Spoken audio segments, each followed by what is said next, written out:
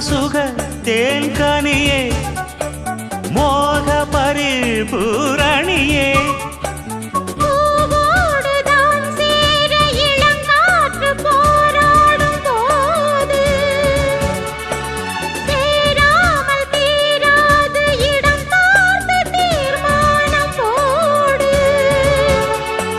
புது புது வீடு கதை தொட தொட தொடர்கிறதே